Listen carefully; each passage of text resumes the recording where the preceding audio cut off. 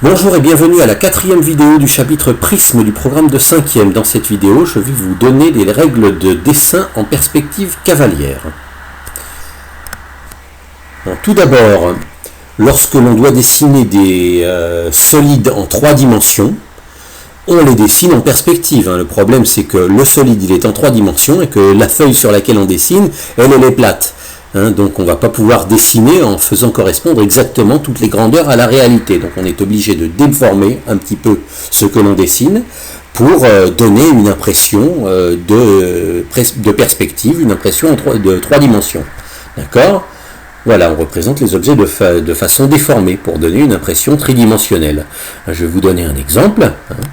Voilà, vous avez sur cette photo un carrelage. Vous voyez très bien un carrelage. C'est le carrelage d'un sol, et vous savez très bien que sur le carrelage, les carreaux sont des carrés. Si les carreaux sont des carrés, ça veut dire que chaque carré, il a des angles droits, donc tous les angles que vous voyez, vous savez très bien que ce sont des angles droits. Les bords de chaque carreau de ce carrelage sont perpendiculaires, même si sur la photo, regardez, même si sur l'image, ils ne sont pas perpendiculaires. Lorsque je repasse les bords sur mon image, les droites que j'obtiens ne sont pas du tout perpendiculaires. D'ailleurs, si je supprime l'image, vous pouvez bien voir qu'il n'y a pas du tout un angle droit entre ces deux droites, alors qu'il coïncidait avec les bords du carreau qui étaient perpendiculaires. Repassez la vidéo en arrière, si vous voulez le revoir. Qu'est-ce que ça veut dire ? Ça veut dire que nous représentons en perspective des angles qui ne sont pas droits, alors que les angles dans la réalité sont droits. Et c'est en quelque sorte notre cerveau qui corrige et qui nous dit « Attention, ces angles qui ne sont pas droits, en fait, ils le sont dans la réalité. » D'accord ?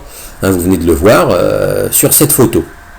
Donc, nous allons nous autoriser certaines déformations, mais parce que nous faisons des mathématiques et que nous avons besoin du plus de précision possible, nous n'allons pas nous autoriser à déformer n'importe quoi pour que ça ait l'air le plus réaliste possible.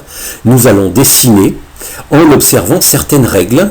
Les règles que nous dessinons, que nous observons, s'appellent les règles de dessin en perspective cavalière. La technique de perspective que nous allons respecter s'appelle la perspective cavalière. Si vous faites du dessin d'art, vous avez sans doute appris une autre forme de perspective qui s'appelle la perspective avec point de fuite, qui n'est pas celle que nous allons employer nous.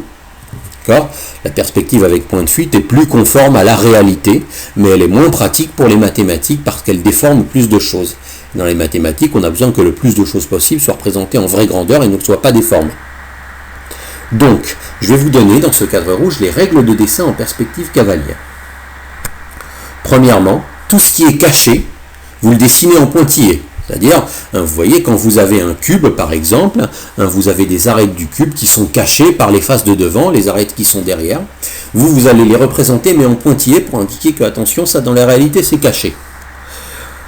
Ensuite, les segments parallèles dans la réalité sont représentés par des segments parallèles sur le dessin. C'est-à-dire, ce qui est parallèle dans la réalité, nous allons le dessiner vraiment parallèle. D'accord ? C'est la grosse différence avec la perspective avec point de fuite, pour laquelle ça n'est pas vrai. D'accord ? Donc, ce qui est parallèle, il faudra le dessiner vraiment parallèle. Et, troisième règle, les segments vus de face sont représentés en vraie grandeur. Ce que vous voyez de face, et non pas de 3/4 face, d'oblique ou de profil, cela vous les représentez en vraie grandeur. C'est-à-dire, un segment que vous voyez de face et qui fait 7 cm, vous allez faire un trait de 7 cm. Alors qu'un segment, si vous le voyez de profil, vous ne ferez pas un trait de 7 cm. Voilà. Donc je vais vous poser une question. Dans la diapo suivante, je vais dessiner un pavé droit, un parallélépipède rectangle, un prisme à base rectangulaire. Je vais le dessiner 3 fois, mais une seule fois, les règles de la perspective cavalière seront respectées. À vous de trouver laquelle. Donc là, vous voyez, j'ai dessiné 3 fois un pavé droit. Et je vous demande lequel de ces 3 est dessiné en respectant les règles que je vous ai données dans l'encadré rouge, les règles de perspective cavalière. Réfléchissez-y.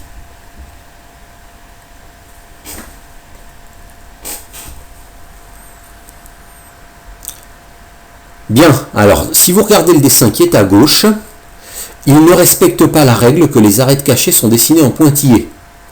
Donc ce qui est derrière devrait être dessiné en pointillé, donc là cette règle n'est pas respectée et ça n'est pas considéré comme de la perspective cavalière. Et le fait que cette règle n'est pas respectée, si vous mettez la pause et que vous vous concentrez sur ce rectangle, vous verrez qu'il y a deux manières de le voir. Vous pouvez le voir comme si le rectangle dessiné en haut était la face de devant vous, et vous pouvez aussi le voir comme si le rectangle du bas était la face qui était devant vous. D'accord? Donc il y a deux manières de le voir, donc il y a une ambiguïté. Parce qu'on n'a pas respecté la règle que ce qui est derrière doit être dessiné en pointillé. Le rectangle du milieu, le pavé droit, excusez-moi, le pavé droit du milieu, lui ne respecte pas la règle que les parallèles dans la réalité doivent être vraiment représentés par des parallèles. D'accord? Donc là vous voyez, ça c'est une perspective avec point de fuite. Les côtés, les arêtes qui sont à gauche et à droite sont parallèles lorsqu'on regarde une boîte, un pavé droit, on voit bien qu'elles sont parallèles en 3 dimensions, mais nous ne les avons pas représentées parallèles pour donner une impression de perspective.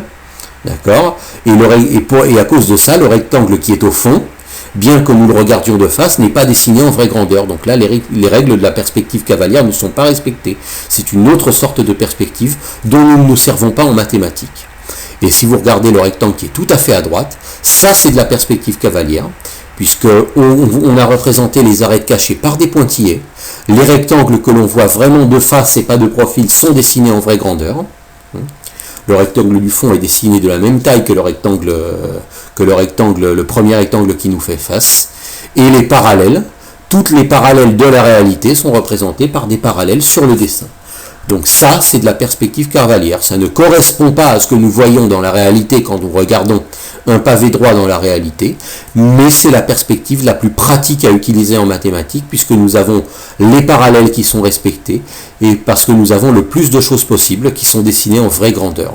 Donc vous, lorsque vous dessinez en perspective en mathématiques, respectez les règles de la perspective cavalière.